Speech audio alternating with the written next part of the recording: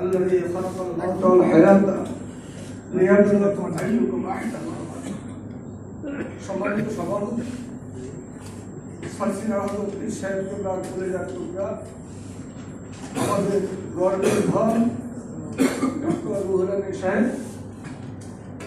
এবং আজকের প্রধান অতিথি আমার স্যার এশিয়ান ইউনিভার্সিটির বাংলাদেশের বেসরকারি বিশ্ববিদ্যালয়ের স্বপ্নদ্রষ্টা ডক্টর আবুল হাসান মোহাম্মদ সাদেক স্যার, উপস্থিত ওলামায়ে কেরাম, সুধী মণ্ডলী, আসসালামু আলাইকুম ওয়া রাহমাতুল্লাহি ওয়া বারাকাতুহু।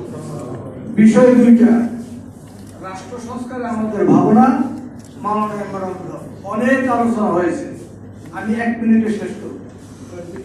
রাসূল পাক সরওয়ারে কায়নাত মুফাক্খির মুজিজাত তাজদার মদিনা হাবিবি কিবরিয়া ইমাম আম্বিয়া মুহাম্মদুর রাসূলুল্লাহ সাল্লাল্লাহু আলাইহি সাল্লাম যে রাষ্ট্র গঠন করেছিলেন, আমাদের রাষ্ট্র সংস্কারের ওই আদর্শটা যদি আমরা গ্রহণ করি, এক কথার মধ্যে সব এসে যায়। কি বলেন আপনারা?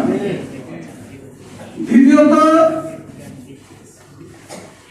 ফুল ফুটে পাতা ঝরে দুনিয়ার নীতি, মানুষ মরে যায় দেখে না স্থিতি।